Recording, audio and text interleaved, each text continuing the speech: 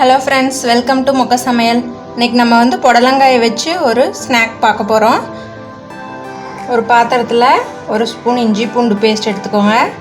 உப்பு தேவையான அளவு ஆட் பண்ணிக்கோங்க. அதுக்கப்புறமா கடலை மாவு வந்து 2 ஸ்பூன், கார்ன்ஃப்ளவர் வந்து 1 ஸ்பூன், மிளகாய்த்தூள் உங்கள் காரத்துக்கு ஏற்ப, அதுக்கப்புறம் அரை ஸ்பூன் கரம் மசாலா ஆட் பண்ணிக்கோங்க. இது எல்லாமே வந்துட்டு நம்ம இது கூட சேர்த்துக்கலாம். அப்புறம் ஒரு அரை எலுமிச்சம்பழத்தை புழிஞ்சு அந்த ஜூஸ் எடுத்துக்கோங்க. இப்போ இது எல்லாமே கொஞ்சம் லைட்டாக தண்ணி விட்டு மிக்ஸ் பண்ணிக்கோங்க.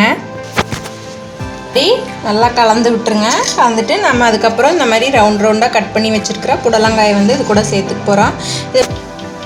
இந்த மாதிரி நல்லா அந்த மசாலா கூட காயை வந்து நல்லா பரட்டி வச்சுருங்க. ஒரு 15 நிமிஷம் கழித்து நம்ம இது எண்ணெயில் பொரிச்சு எடுத்துக்கலாம்.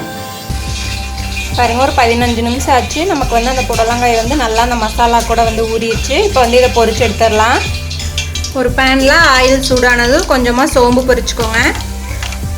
சோம்பு பொரிஞ்சதும் நம்ம கலந்து வச்சுருக்கிற புடலங்காயை வந்து இது கூட ஆட் பண்ணிக்கலாம். இந்த மாதிரி 2 பக்கம் வெந்ததும் பிளேட்டுக்கு ட்ரான்ஸ்ஃபர் பண்ணிக்கோங்க. பாருங்கள், நமக்கு சூப்பரான ஒரு ஈவினிங் ஸ்நாக் தயாராகிடுச்சு. ஒரு புடலங்காயை வச்சு இந்த மாதிரி ஒரு ரிங்ஸ் செஞ்சு கொடுத்து பாருங்கள். குழந்தைங்க ரொம்ப விரும்பி சாப்பிடுவாங்க.